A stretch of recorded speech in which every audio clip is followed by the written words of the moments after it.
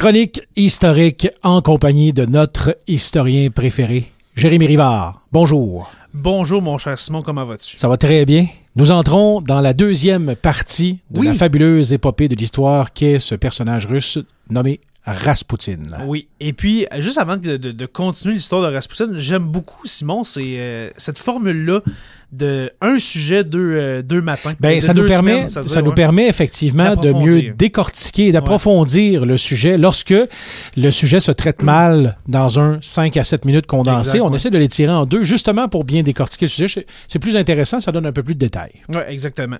Alors, voilà, comme tu as dit, on fait la deuxième partie de ce Raspoutine, Grigori, hein, si vous vous en rappelez.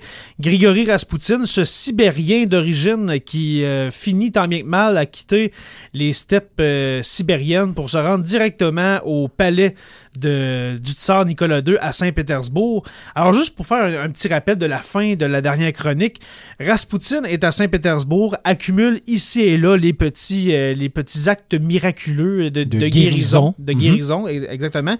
Et puis, la tsarine entend parler de ce mystérieux homme sibérien qui est dans sa ville depuis quelques semaines, quelques mois. Et puis, elle demande à le voir pour son fils, Alexis, le tsarévitch, qui est hémophile. Je vous rappelle, c'est quoi l'hémophilie? C'est quelqu'un qui ne coagule pas. Alors, si tu saignes du nez, tu peux en mourir. Okay? Ça va jusque-là. Et puis, comme j'ai dit aussi la semaine dernière, après quelques manipulations, si on veut, on voit que Raspoutine a de l'effet sur ce jeune-là.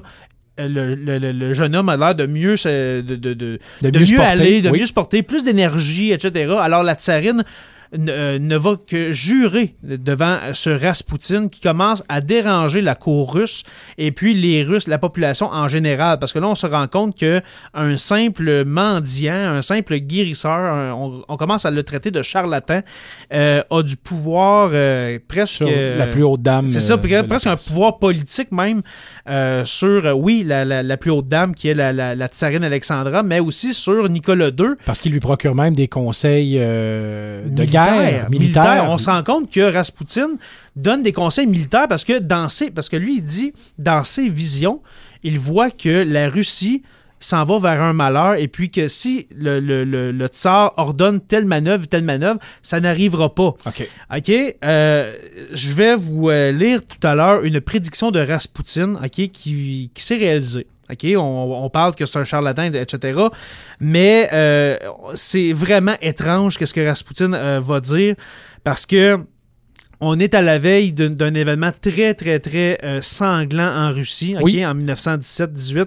On va en parler tout à l'heure. Alors, ce Raspoutine, comme j'ai dit, est dans l'entourage du tsar. Et puis, la tsarine Alexandra l'appelle mon maître, mon sauveur, etc.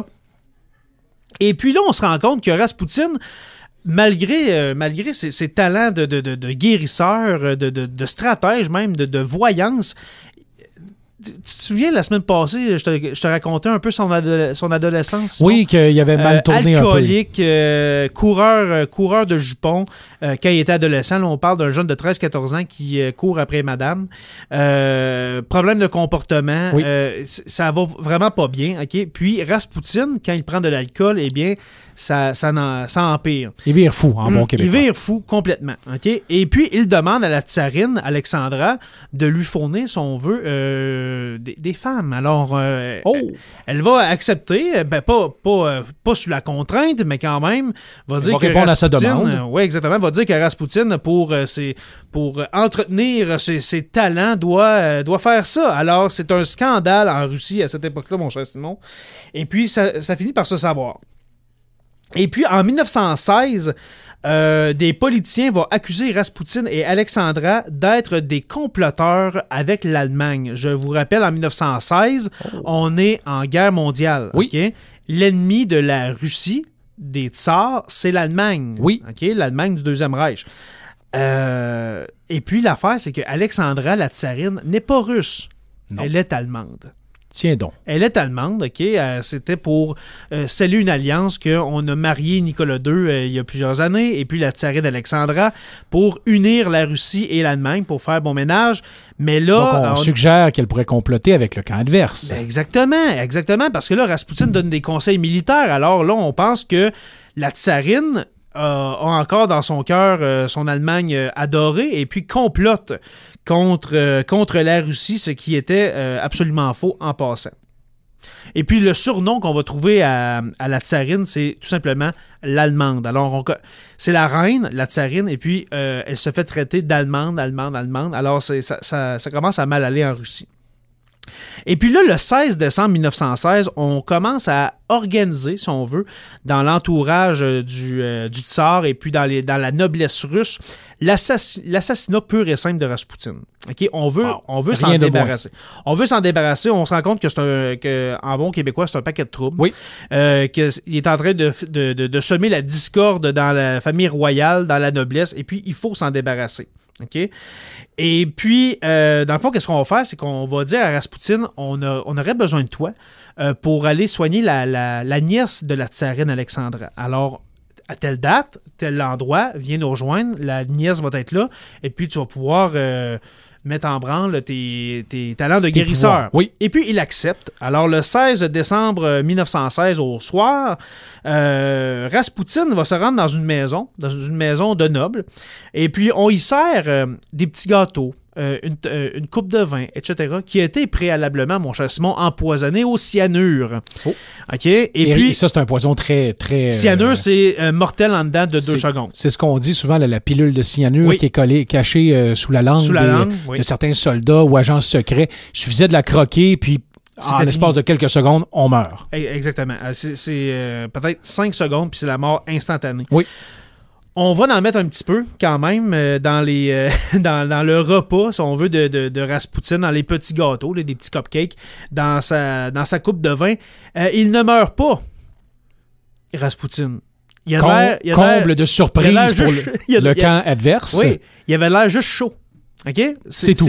Exactement. Là, on est comme... Qu'est-ce qui se passe? Stupéfait. Parce qu'on en a mis quand même une bonne quantité. Oui, assez c'est ça. Pour en tuer 3 hommes en même temps. Il ne meurt pas, Simon. Il a juste l'air en état d'ébriété. Fait que j'imagine que dans le camp adverse... Est-ce que quelqu'un en a mis? Mais oui, il y en a eu. Okay? Et c'est là que j'imagine qu'on commence à penser peut-être qu'effectivement, il est vraiment un guérisseur qui est en train de s'auto-guérir, façon de parler. C'est ça, là, on commence à se dire, est-ce que c'est vraiment une espèce de messie, quelque chose? Il ne meurt pas avec du cyanure.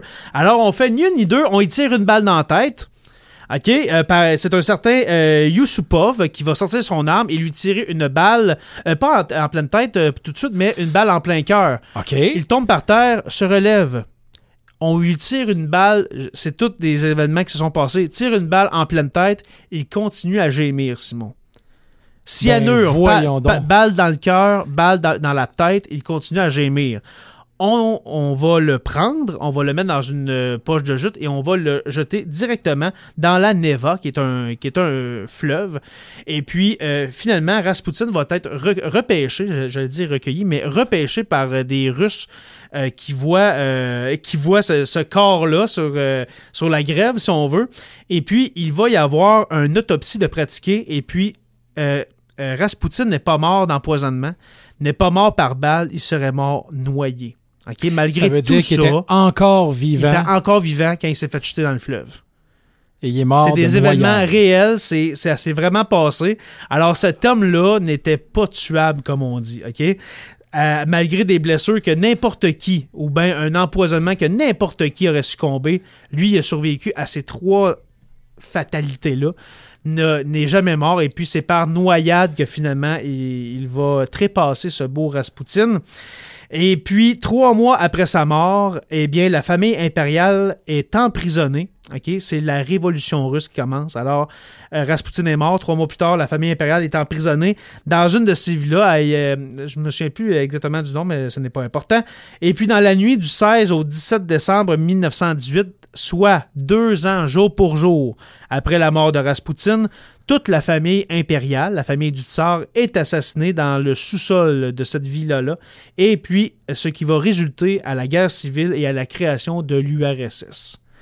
Et puis, je vous avais parlé en début de chronique ou la semaine dernière d'une prédiction de Raspoutine, oui, qui me donne des frissons en ce moment pendant que je vous parle. Okay. Raspoutine aurait dit à la tsarine: « Je mourrai dans d'atroces souffrances. Après ma mort, mon corps n'aura point de repos.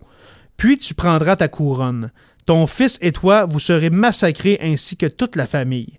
Après, le déluge terrible passera sur la Russie, et elle tombera entre les mains du diable. » Wow. Alors, il aurait dit ça. Il aurait tout prédit ce qui était pour arriver dans les 2 prochaines années. Si je meurs, il va arriver ça.